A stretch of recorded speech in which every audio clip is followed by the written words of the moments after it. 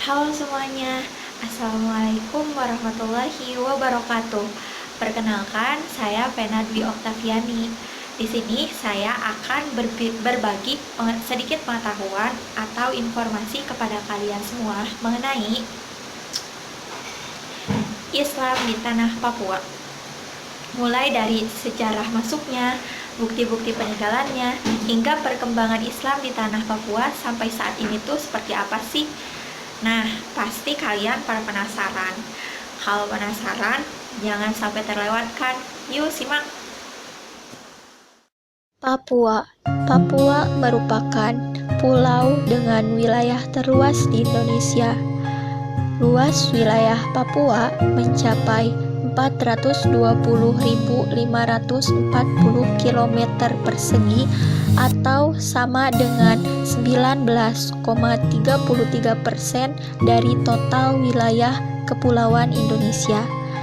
Papua meliputi 2 provinsi, yaitu Provinsi Papua Barat dengan ibu kota Manokwari dan Provinsi Papua dengan ibu kota Jayapura.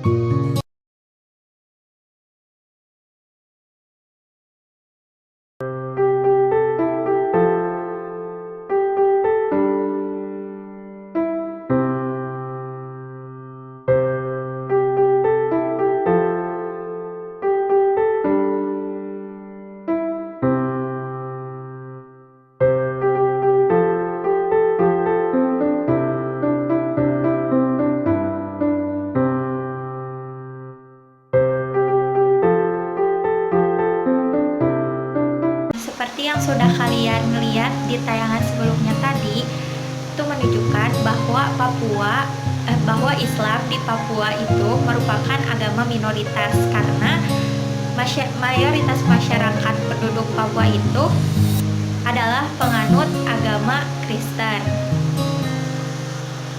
Nah, terus bagaimana sih sejarah masuknya Islam ke tanah Papua ini? Nah, di sini disebutkan ada beberapa teori yang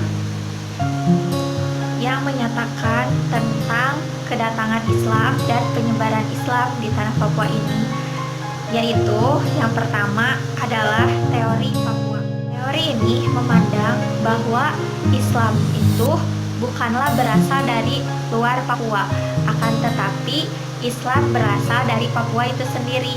Menurut teori ini, Islam datang bersamaan dengan adanya Pulau Papua itu sendiri.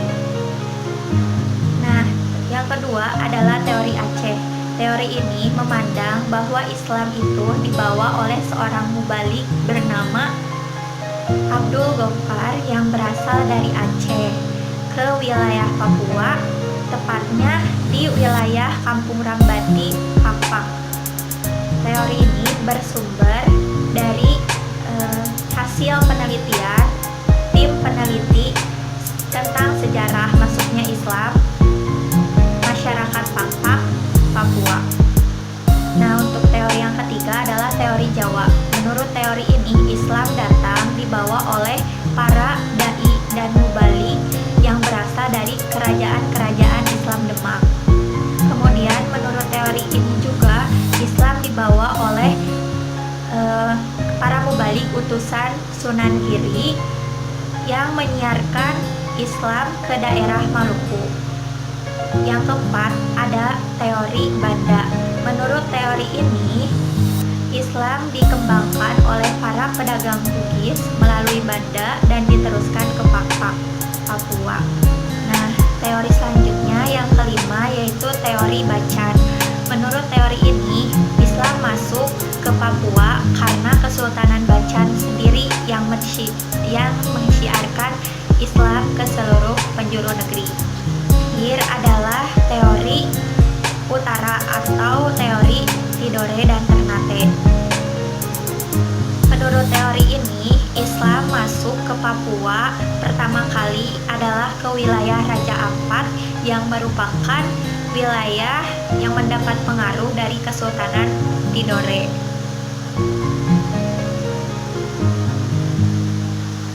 Sekitar abad ke-16.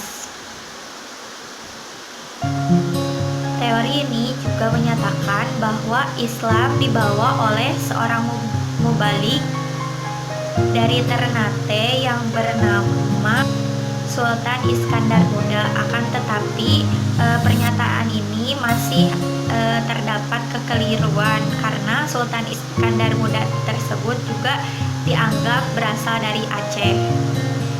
Dari berbagai teori yang menyatakan masuknya Islam ke Papua, yang paling kuat adalah teori Bacan, karena menyatakan bahwa Islam dibawa atau dikembangkan sendiri oleh Kesultanan Bacan tersebut yang telah menguasai seluruh suku di Papua, karena pada saat itu Sultan Bacan yang pertamanya juga telah memeluk agama Islam.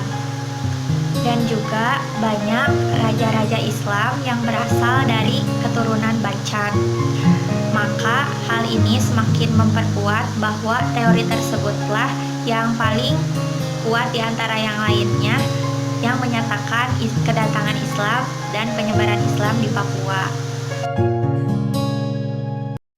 Lalu, apa saja sih bukti-bukti peninggalan Islam di tanah Papua ini?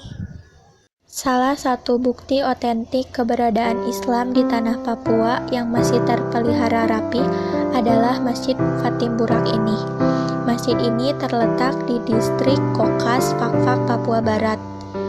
Merupakan salah satu pusat agama Islam di Kabupaten Fakfak. Menurut catatan sejarah, masjid ini telah berdiri lebih dari 200 tahun yang lalu, yaitu pada awal abad ke-20, tepatnya pada tahun 1870 Masehi, yang didirikan oleh masyarakat Islam dan Kristen pribumi di Fakfak. Kubah dan pintu masjid ini dibuat dengan ciri khas gereja, karena arsitektur masjid ini sengaja dibuat mirip dengan gedung gereja Protestan Maluku yang tersebar di wilayah Fakfak. Masjid Tunas Gain. Masjid ini merupakan masjid tertua di Papua yang dibangun pada tahun 1587 Masehi. Usianya diperkirakan sudah mencapai 400 tahun. Masjid ini terletak di daerah Fakfak Timur, Papua. Menurut catatan sejarah, masjid ini dibangun oleh seorang sufi bernama Syarif Mu'az Al-Khotan dari negeri Arab yang bergelar Syekh Jubah Biru. Di kota Fakfak, Papua Barat, ditemukan 5 manuskrip kuno berhuruf Arab yang dianggap telah berusia sekitar 800 tahun. Karena kelima manuskrip ini diperkirakan ada sejak tahun 1214 Masehi, dibawa oleh Syekh Iskandariyah dari Kerajaan Samudra Pasai yang sedang melakukan perjalanan dakwah ke Pulau Nuwar, Fakfak, Papua. Manuskrip yang pertama berbentuk kitab mushaf Al-Quran dengan ukuran yang besar, ditulis dengan tulisan tangan di atas kulit kayu dan dirangkai menjadi kitab seperti zaman sekarang. Manuskrip yang kedua bersampul kulit rusa yang merupakan kitab hadis, ilmu tauhid, dan kumpulan doa. Sedangkan 3 manuskrip lainnya dimasukkan ke dalam buluh bambu dan ditulis di atas daun koba-koba, pohon asli Papua yang kini mulai punah. Selain itu, ada juga yang ditulis di atas pelepah kayu mirip manuskrip daun lontara. Menurut hasil survei kepurbakalaan di Papua, telah ditemukan beberapa nisan kuno di daerah Sawanek Raja Ampat. Di antaranya 2 makam yang terbuat dari tembok setinggi 50 cm berbentuk persegi, kemudian makam besar berukuran panjang 610 cm dan lebar 340 cm, dan makam-makam lain yang berupa tumbukan batu yang disusun berbentuk persegi panjang. Menurut penduduk setempat, makam tersebut adalah makam keluarga Lagat yang diperkirakan meninggal pada abad 19 atau 20. Kemudian di Kampung Lilinta, daerah Misol, Raja Ampat, Papua juga ditemukan nisan tertua tanpa angka dan tahun. Namun nisan tersebut bertuliskan Muhammad. Menurut penduduk, makam tersebut adalah makam tokoh muslim keturunan Arab. Dari tulisannya dapat diduga bahwa makam tersebut berasal dari masa awal pengenalan Islam dengan mengabdikan atau menggunakan nama Rasulullah sebagai identitas. Alat musik Arababo merupakan salah satu peninggalan Islam di Papua dalam bidang kesenian yang masih bertahan juga masih digunakan oleh masyarakat Papua sampai saat ini. Alat musik ini pertama kali ditemukan di kampung Favanlap. Alat musik ini mirip biola, dimainkan dengan cara digesek. Juga alat musik ini sering dibunyikan mengiringi tarian salai untuk menjemput tamu sebagai tradisi masyarakat Papua.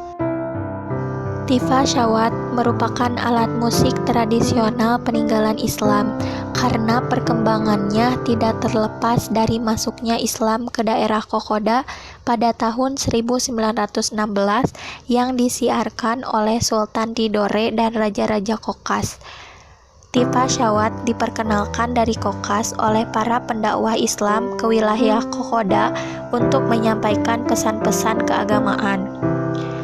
Pada masa lampau, alat ini dijadikan sebagai alat dakwah para dai dalam mensyiarkan agama Islam.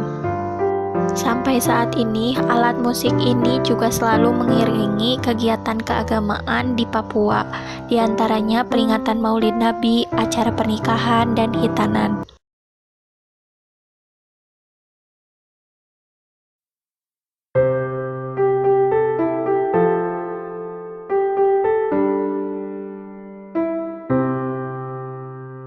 Selanjutnya ada buah dari usaha para tokoh pelopor Islam di Papua ini, yaitu salah satunya lahirnya organisasi keislaman. Nah, sebenarnya organisasi keislaman di Papua ini sama seperti ormas-ormas yang kita ketahui terkenal di Indonesia, seperti Muhammadiyah, Nahdlatul Ulama, Persis, dan lain sebagainya. Akan tetapi di Papua hanya terdapat Muhammadiyah dan Nahdlatul Ulama. Kemudian yang membedakannya adalah ada satu organisasi di Papua ini yang bergerak di bidang pendidikan, yaitu bernama Yayasan Pendidikan Islam atau YAPIS.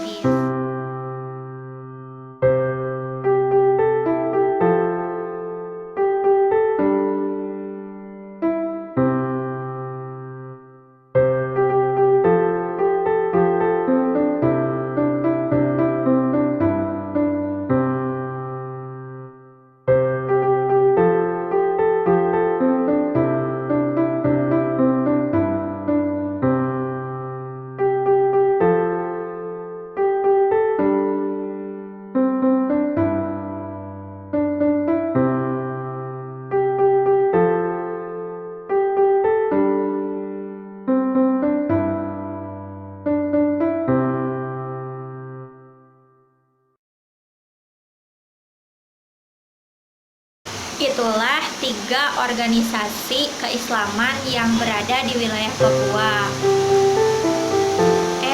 Dari tadi kita bahas masa lalu terus nih, masa depannya kapan? Tapi sebelum ke masa depan, kita juga harus bahas masa sekarangnya loh. Nah, ya udah, sekarang kita bahas masa sekarang. Bagaimana sih perkembangan Islam di tanah Papua sampai saat ini? Itu seperti apa gitu? Pada penasaran kan? Mau tahu? Jangan kemana-mana dulu ya. Sama halnya dengan kita, masyarakat Muslim di Papua juga sering melakukan kegiatan-kegiatan keagamaan. Kegiatan-kegiatan tersebut diantaranya menerapkan sholat berjamaah di masjid, mengadakan pengajian, mengajarkan mengaji anak-anak, memperingati hari-hari besar keagamaan, dan lain-lain. Uniknya di Papua ini, Perayaan hari besar keagamaan dirayakan oleh seluruh masyarakat dari berbagai agama. Hari besar keagamaan Islam tidak hanya dirayakan oleh masyarakat Muslim saja, akan tetapi masyarakat non-Muslim pun ikut merayakannya. Misalnya dalam perayaan Hari Raya Idul Fitri atau Idul Adha, maka saudara yang beragama Kristen berkunjung untuk memberi ucapan dan bingkisan. Begitupun sebaliknya, saat perayaan Hari Natal, masyarakat Muslim juga melakukan hal yang sama.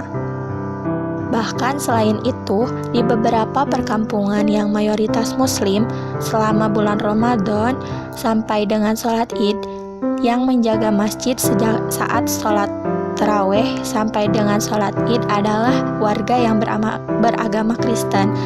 Begitupun sebaliknya ketika masa pada perayaan Natal yang menjaga gereja adalah warga yang beragama Islam.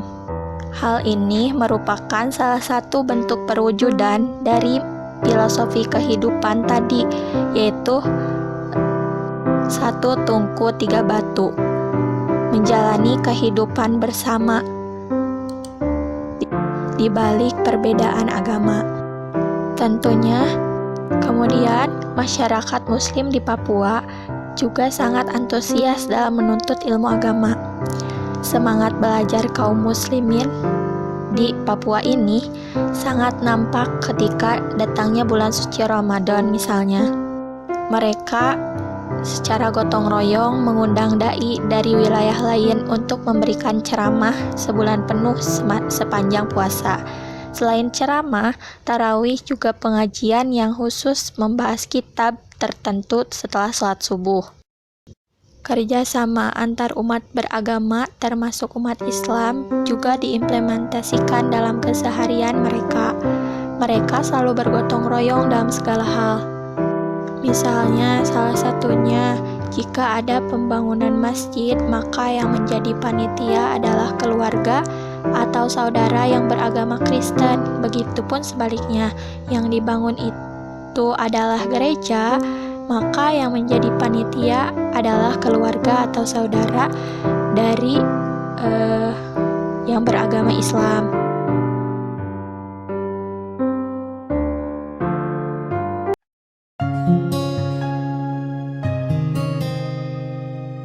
Kontroversi kehadiran Laskar Jihad.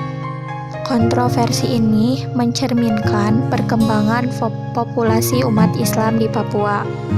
Karena Laskar Jihad ini mendorong hadirnya berbagai paham, aliran, atau kelompok agama.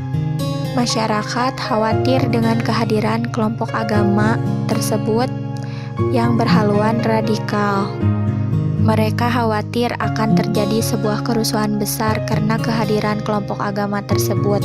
Meskipun sebenarnya tujuan adanya Laskar Jihad ini tidak lain hanya untuk berdakwah dalam rangka memberi pembekalan ilmu agama kepada masyarakat Muslim yang ada di Papua.